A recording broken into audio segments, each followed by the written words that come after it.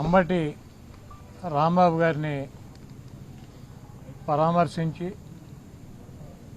ఆయనకి జరిగినటువంటి అన్యాయం ఆయన మీదే కాకుండా వ్యక్తిగతంగా ఆయన కుటుంబ సభ్యుల మీద, ఆడపిల్లల మీద, ఇంటి మీద, ఆఫీసు మీద దాడి చేయటం, పైగా ఆ దాడి చేసినటువంటి వ్యక్తుల్ని వదిలేసి ఆయన కనుక ప్రాంతంలో ఉంటే ఆయనకే ప్రాణానికి ఇబ్బంది ఉంటుందని చెప్పి పోలీసు మా వల్ల కాదు కాబట్టి ఆయన జైల్లో పెట్టమని చెప్పి కోర్టులో కేసులు పెట్టి ఆయన జైలుకి పంపించినటువంటి పరిస్థితి. ఈరోజు ఈ రాష్ట్రంలో వైఎస్ రాజశేఖర రెడ్డి గారితో పాటు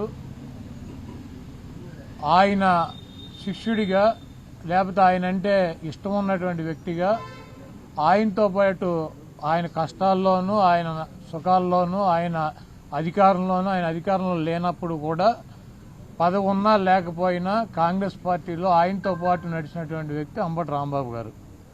ఆయన మరణం తర్వాత ఆ కాంగ్రెస్ పార్టీని వదిలేసి జగన్మోహన్ రెడ్డి గారు బయటకు వస్తే, జగన్మోహన్ రెడ్డి గారు అడుగు బయటకు వేస్తే ఆయన అడుగుతో పాటు ఇంకో అడుగు పడిందంటే అది అంబటి రాంబాబు గారు. ఎన్ని కష్టాలు వచ్చినా ఎన్ని ఇబ్బందులు వచ్చినా జగన్మోహన్ రెడ్డి గారికి అండగా ఉంటూ ఆయన తరపున ఆయన చెప్పాల్సినటువంటి వాయిస్ని ఆయన ద్వారా ఆయన తీసుకున్నటువంటి ప్రతి నిర్ణయాన్ని ప్రజలకి చెప్పేటువంటి వ్యక్తుల్లో అంబటి రాంబాబు గారు ఆ వైఎస్ఆర్ కాంగ్రెస్ పార్టీ స్థాపించినటువంటి వ్యక్తుల్లో ఆ 10 మందిలో అంబటి రాంబాబు గారు ఒకడు. ఆయన ఎప్పుడు కూడా ఒక వ్యక్తిని దూషించటమో, లేకపోతే ఒక వ్యక్తిని కించపరిచి మాట్లాడటమో, లేకపోతే ఒక వ్యక్తిని బూతులు తిట్టినటువంటి సంఘటనలు మనం చూడాల. చాలా మర్యాదగా, చాలా పద్ధతిగా వారు వీరు అంటారు, గౌరవించేటువంటి భాషలోనే ఆయన మాట్లాడతారు. ఆయనకి ట్రాప్లోకి లాగాలని చెప్పి ఒక నీచమైనటువంటి బ్యానర్ జగన్మోహన్ రెడ్డి గారి మీద కట్టి తిరుమల లడ్డూ గురించి ఆయన గుడికి వెళ్లి ఆ బ్యానర్ తీయమని చెప్పి ఆ బ్యానర్ దగ్గర ఆగి ఆ ముందు రోజు మాట్లాడితే ఆయన వచ్చే దారిలో కర్రలు పట్టుకుని కొంతమంది చిల్లర మోకని పెట్టుకుని అంబటి రాంబాబు గారిని అమ్మనా బూతులు తిట్టిస్తే ఆయన ఆవేశంతో వీళ్ళందరూ ఎందుకు ఆయన్నే రమ్మనమని చెప్పి చంద్రబాబు నాయుడు గురించి మాట్లాడిన మాట వాస్తవం. అయితే ఇంటికి వచ్చి రియలైజ్ అయ్యి ఆయన ఏం చెప్పాడు, నేను ఆవేశంలో తప్పుగా మాట్లాడి ఉండాల్సింది కాదు, కాబట్టి ఆవేశంలో మాట్లాడాను, కాబట్టి ఆ మాటలు వెనక్కి తీసుకుంటున్నానని చెప్పి అపాలజీ చెప్పాడు. అయినా కూడా ఏదో అంబటి రాంబాబు గారి ఇంటి మీద దాడి చేస్తే ఈ రాష్ట్రం ఉన్నటువంటి వైఎస్ఆర్ కాంగ్రెస్ పార్టీ మొత్తం తీసేస్తారనుకున్నారా? జగన్మోహన్ రెడ్డి గారు ఎట్టి పరిస్థితిలో తీడు. ఏ కార్యకర్త కూడా వెనక్కి తగ్గేటువంటి పరిస్థితి లేదు.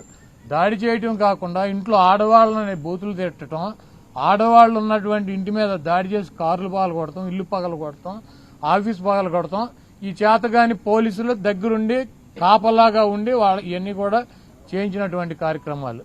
ఆయన అరెస్ట్ చేసి జైల్లో పెట్టారు. ఇప్పుడు ఏమైంది? 18 రోజుల్లో ఆయన బయటకు వచ్చాడు. ఈరోజు వైఎస్ఆర్ కాంగ్రెస్ పార్టీలో కానీ రాష్ట్రంలో కానీ ట్రెండింగ్ లో ఉన్నటువంటి హీరో, సూపర్ హీరో ఎవడంటే అంబటి రాంబాబు గారు. ఆయన్ని మా పార్టీలోనూ ఈ రాష్ట్రంలోనూ ఆయనకున్నటువంటి ఆయన ఒక 40 సంవత్సరాలు 30 సంవత్సరాలు సంపాదించుకున్నటువంటి ఇమేజ్కి 3 ఇంతలు ఇమేజ్ తెచ్చిపెట్టారు ఆయనకి. కాబట్టి మీరు ఇంత దుర్మార్గంగా వ్యవహరిస్తున్నా కూడా, మీరు అప్రజాస్వామ్య పద్ధతిలో వైఎస్ఆర్ కాంగ్రెస్ పార్టీని అణిచివేయాలని చెప్పి ప్రయత్నిస్తున్నా కూడా, మీరు జైల్లో పెట్టినటువంటి ఏ వ్యక్తి కూడా రాజకీయాలు వదిలేసి పారిపోలేదు. ఇది గుర్తుపెట్టుకోండి. ఏ వ్యక్తి కూడా తగ్గేటువంటి పరిస్థితి లేదని చెప్పి ఇంకా బలంగా జగన్మోహన్ రెడ్డి గారికి మద్దతుగా మిమ్మల్ని ఎండగట్టేటువంటి కార్యక్రమాలు తీసుకుంటున్నారు. మీ ఎర్ర బుక్కులకి, మీ పసుపు బుక్కులకి ఇక్కడ భయపడేవాడు ఎవడో లేడన్నదే గుర్తుపెట్టుకోవాలి. నిన్న లోకేష్ చెబుతున్నాడు, జగన్మోహన్ రెడ్డి గారి పేరు రాశారా అని అడిగితే, జగన్మోహన్ రెడ్డి గారి పేరు ఉందో లేదో మీ త్వరలో తెలుస్తుంది. మీ మామయ్య బాలకృష్ణ గారి డైలాగ్ ఒకటి ఉంటుంది, నాకు నువ్వు ఎదురొచ్చినా నీకే ప్రమాదం, నేను ఎదురొచ్చినా నీకే ప్రమాదం. అలాగే ఆ బుక్లో నువ్వు లోకేష్, నువ్వు జగన్మోహన్ రెడ్డి పేరు రాసినా నీకే ప్రమాదం, లేకపోతే జగన్మోహన్ రెడ్డి గారు ఏదైనా బుక్లో నీ పేరు రాసినా నీకే ప్రమాదం. కాబట్టి జగన్మోహన్ రెడ్డి గారిని తక్కువ చేసో, జగన్మోహన్ రెడ్డి గారిని భయపెట్టో, జగన్మోహన్ రెడ్డి గారిని నైతికంగానో లేకపోతే అబద్దాలు చెప్పో దెబ్బతీయాలన్నటువంటి మీ కుట్రలు శాశ్వతంగా ఫలించవు. ఏదైనా ఒక ఎన్నికల్లో ఫలిస్తాయి. అదేవిధంగా అంబటి రాంబాబు గారు లాంటి స్వచ్ఛమైనటువంటి నికార్స్ అయినటువంటి వైఎస్ఆర్ కాంగ్రెస్ పార్టీకి, జగన్మోహన్ రెడ్డి గారి కుటుంబానికి అండగా ఉన్నటువంటి వ్యక్తుల్ని మీరు ఇబ్బంది పెట్టడం వలన భవిష్యత్తులో దెబ్బకు దెబ్బ మీరు కూడా ఇటువంటి ఇబ్బందులను ఫేస్ చేయాల్సినటువంటి పరిస్థితి తప్పకుండా ఉంటుంది. వాటన్నిటినీ తట్టుకొని నిలబడగలమన్నటువంటి శక్తి సామర్థ్యాలు కనుక మీకున్నాయంటే రండి, దమ్ముగా వచ్చి మమ్మల్ని ఏం చేయాలనుకుంటున్నారో రాంబాబు గారినో నన్నో లేకపోతే మాట్లాడే వాళ్ళని ఏం చేయాలనుకుంటున్నారో చెయ్యండి. అయితే పక్కగా ఒకటైతే చెబుతున్నాను, జగన్మోహన్ రెడ్డి గారు ఇక్కడ ఉన్నది మీ పిరికి చేష్టలకి మీ ఉడత ఊపులకి బెదిరేటువంటి ప్రసక్తి ఉండదు. 2029లో జగన్మోహన్ రెడ్డి గారు మళ్లీ ముఖ్యమంత్రి అవుతాడు. మేమందరం జగన్మోహన్ రెడ్డి గారికి అండగా ఉంటాం.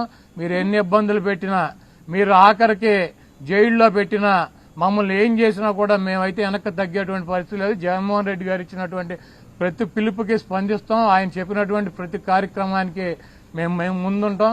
ఇటువంటి పిచ్చి చేష్టలు మానేసి కల్తీ పాలు తాగి రాజమండ్రిలో చనిపోయారు ఎంతమంది? 7. టపాకాయలు తయారు చేస్తా కాకినాడ వేటపాలెంలో 21 మంది చనిపోయారు. శ్రీకాకుళంలో మంచినీళ్లు తాగి కల్తీ అయ్యి అక్కడ చనిపోయారు. మీకు సిగ్గు శరం ఉంటే ఇది చూసుకోండి. ఇటువంటి కార్యక్రమాలు జరగకుండా ప్రజలు ఇబ్బంది పడుతున్నటువంటి ఇబ్బందులు చూడకుండా ఇవన్నీ అంబటి రాంబాబు గారిని 18 రోజులు, నేను వంశీని 145 రోజులు, చెవిరెడ్డి భాస్కర్ రెడ్డిని 208 రోజులు, లేకపోతే జోగి రమేష్ని 81 రోజులు, లేకపోతే రేపు నన్ను ఒక 100 రోజులు పెట్టిన వైఎస్ఆర్ కాంగ్రెస్ పార్టీకి ఏమీ కాదు. మేము కూడా వెనక్కి తగ్గేటువంటి పరిస్థితి ఉండదు. మిమ్మల్ని ప్రజల్లో ఎండగట్టడం ఖాయం.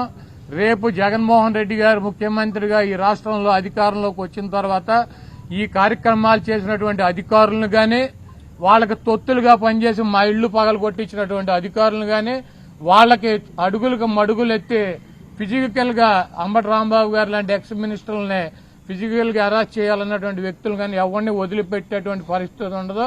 జగన్మోహన్ రెడ్డి గారు చెప్పినట్టు 7 సముద్రాల అవతల ఉన్నా కూడా తీసుకొచ్చి వాళ్ళందరికీ తగిన పనిష్మెంట్లు, శాస్త్రాలు జరుగుతాయి 100%. ఎవరు కూడా వైఎస్ఆర్ కాంగ్రెస్ పార్టీ నాయకులు గాని కార్యకర్తలు గాని ఆధారపడవద్దు. అందరం కలిసి ముందుకెళ్దాం.